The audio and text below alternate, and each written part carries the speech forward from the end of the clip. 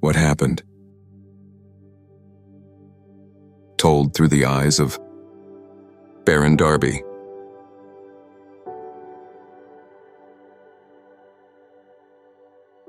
Introduction: A Nation Divided. In the year 2025, the United States stands at the precipice of an internal reckoning. What was once a simmering undercurrent of economic disparity has erupted into a full-blown crisis, pitting the affluent elite against the disenfranchised masses.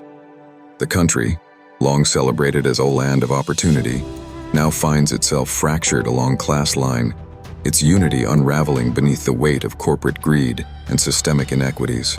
The divide between the haves and the have-nots has reached unprecedented levels.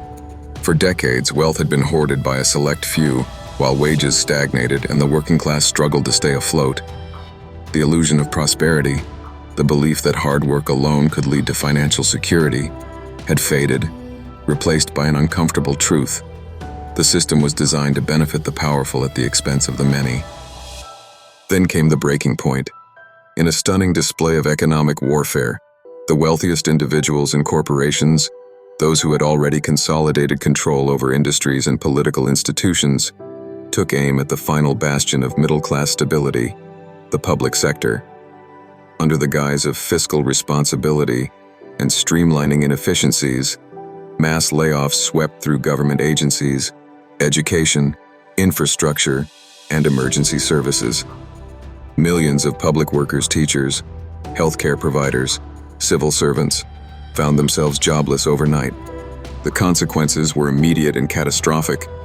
The economy, already on unstable footing, plummeted further into turmoil.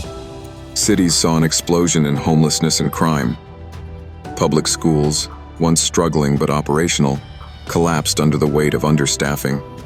Emergency services became unreliable as entire departments were defunded and privatized. The social contract, the fundamental belief that the government existed to serve its people, had been irrevocably shattered. The layoffs were not merely about money, they were an assertion of dominance, a calculated move by the elite to dismantle the last remaining structures that had given ordinary citizens any semblance of security or autonomy. By cutting public sector jobs, they sought to force dependence on corporate-controlled alternatives, privatized education, for-profit healthcare, and an economy built entirely on precarious, gig-based labor. But what the elite had failed to anticipate was the people's response. Faced with a system that no longer served them, Americans began forging their own path. Workers who had once relied on public sector jobs turned to self-sufficiency. Communities banded together, forming underground economies and worker cooperatives. Decentralized digital networks emerged, bypassing government surveillance and corporate control. Where institutions had failed, people filled the gaps, creating their own education systems, medical care networks, and food distribution chains. This book is the story of that resistance. It is a story of collapse, but also of reinvention. A story of how the people, abandoned by their government and betrayed by the wealthy, refused to surrender to despair. How they adapted, how they fought back, and how they began to rebuild a world not dictated by greed, but by cooperation. The struggle for the soul of America had begun, and for the first time in decades, the people were prepared to take back what was theirs. Chapter 1: The Fractured Nation. The year was 2025, and America was no longer the country it once claimed to be. Gone were the days of the so-called American dream, the promise that hard work would yield prosperity, that meritocracy would govern success, and that the government, for all its flaws, existed to serve the people. Instead, the nation stood on the precipice of an internal war, one that needed no guns or battlefields, yet carried all the destruction of a conventional conflict. This was not a war of politics or geography. It was a war of class, a war between the haves and the have-nots. For decades, inequality had simmered beneath the surface, an unspoken truth overshadowed by corporate ambition and political rhetoric. But in 2025, the division became impossible to ignore. The top 1%, the billionaires, corporate executives, and financial elites, had taken their pursuit of power to unprecedented levels. No longer content with monopolizing industry, influencing legislation, and hoarding wealth, they had turned their gaze toward the very structure of governance. What began as corporate downsizing and economic restructuring soon revealed itself as something far more sinister. Public sector employees, teachers, city workers, federal staff, even emergency responders were being dismissed en masse under the guise of fiscal responsibility. Libraries shuttered, post offices closed overnight, entire government departments dissolved as if they had never existed. The lifeblood of the middle and working classes was siphoned away, and no one in power seemed willing or able to stop it. Those in the upper echelons of society spun their narrative well.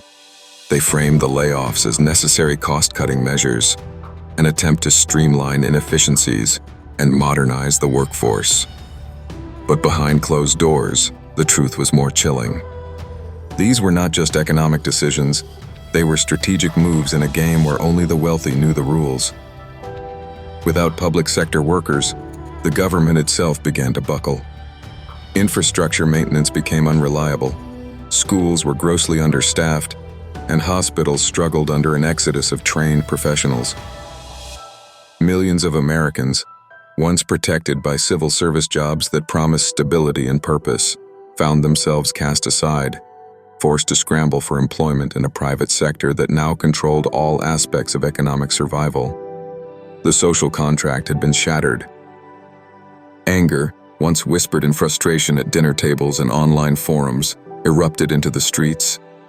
Protests swelled in major cities: Los Angeles, Chicago, New York, Washington, D.C. The wealth gap had become an insurmountable chasm, and the people at the bottom were left with nothing to lose.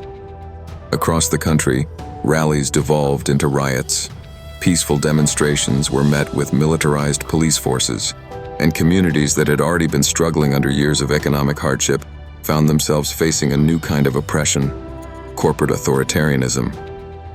In Washington, those who had once governed the nation were little more than figureheads. Politicians who had long been puppets of the wealthy either fell in line or were discarded. Campaigns were no longer funded by grassroots movements, but by billionaires who had no interest in the plight of the everyday worker. It became evident that the decisions affecting millions of lives were no longer being made in the halls of Congress, but in the boardrooms of multinational corporations. The United States had ceased to be a democracy in anything but name. Yet, amid the despair, there were whispers of resistance. Underground movements emerged. Alliances formed between laid-off workers, community leaders, and disillusioned members of the press. People began to fight back, not with weapons, but with the most powerful tool at their disposal: collective action. The question remained: could the people reclaim what had been taken from them, or was it already too late? The battle for America's soul had begun. Chapter 2. How did we get here? The fractured nation. To understand how the United States reached the breaking point in 2025, one must look beyond the headlines and political debates of the time. The nation did not collapse overnight, nor was it undone by a single catastrophic event. No, this unraveling had been decades in the making, woven into the fabric of policies, corporate interests, and social tensions that had been ignored for far too long.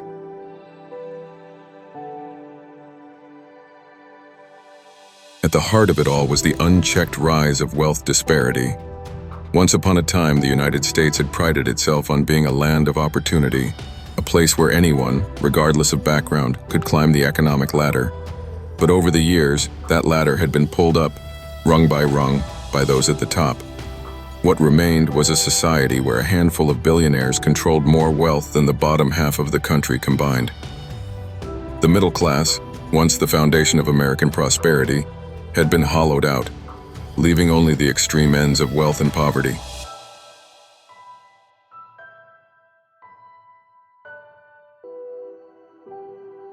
This wasn't by accident. The policies that led to this divide had been carefully crafted under the guise of economic progress and free market capitalism.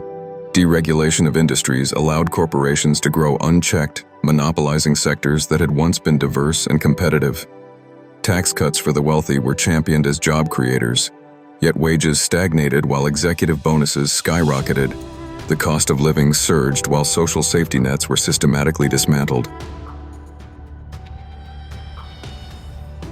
Education, the great equalizer, became a privilege rather than a right. Student debt skyrocketed, ensuring that higher education was a financial burden rather than a gateway to opportunity. Public schools, starved of funding, became breeding grounds for inequality, where a child's zip code determined their future more than their ambition ever could. Meanwhile, the public sector, the institutions meant to serve the people, became the scapegoat for every economic woe. Government workers were painted as inefficient, their roles seen as unnecessary expenses rather than the backbone of a functioning society. Over time, privatization became the solution to everything. Corporations took over prisons, healthcare, even the postal service, promising innovation while prioritizing profit. The result? Essential services became commodities, and those who couldn't afford them were simply left behind. The political system, meant to be the voice of the people, had long since been hijacked by money. Campaigns were no longer won by ideas, but by the size of a candidate's war chest. Super PACs and corporate donors dictated policy, ensuring that legislation served their interests, not those of the everyday American. Voter suppression tactics, gerrymandering, and misinformation campaigns kept the masses divided, ensuring that the elite maintained their grip on power. And then, there was the breaking point, the final domino in a long line of missteps.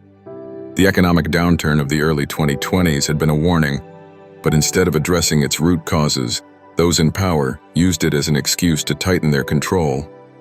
The pandemic had already exposed the fragility of the system, highlighting the vast disparities in healthcare, employment, and government response. The recovery was never meant for the people.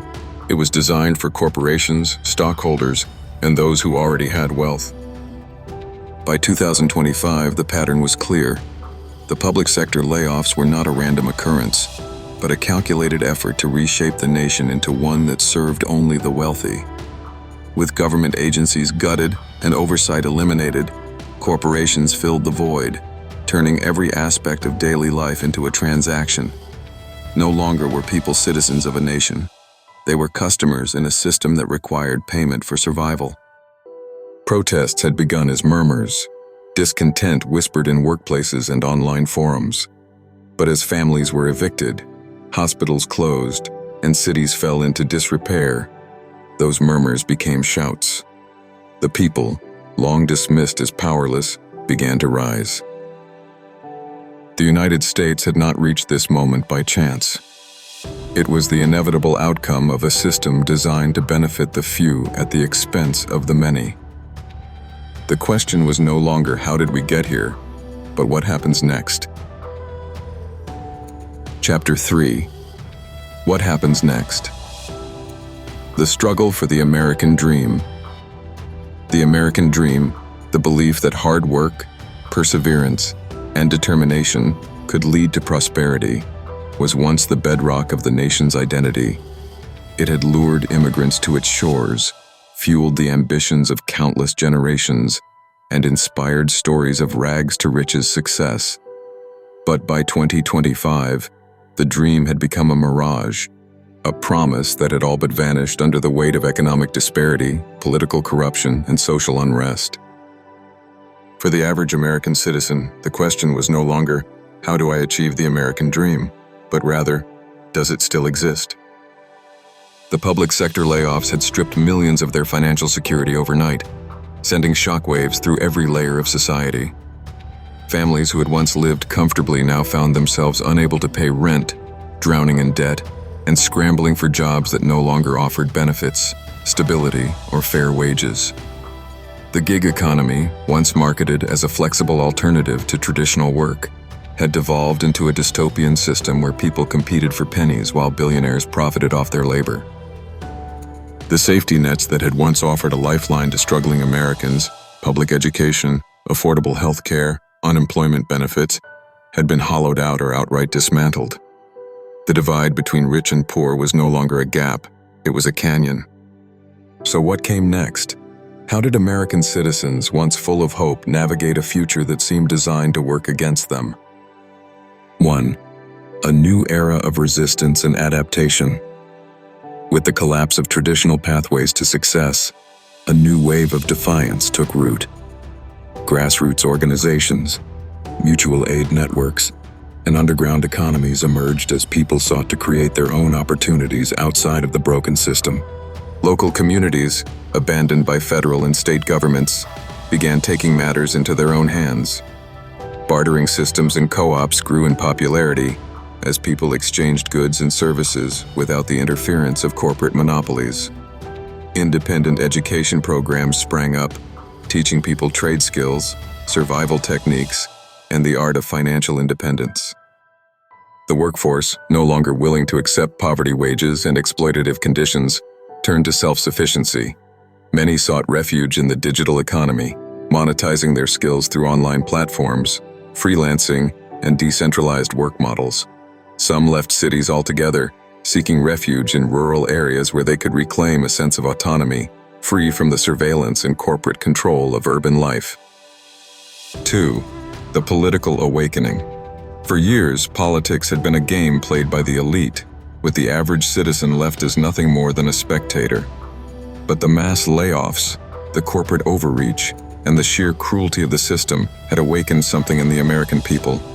Rage, yes, but also a newfound understanding of power.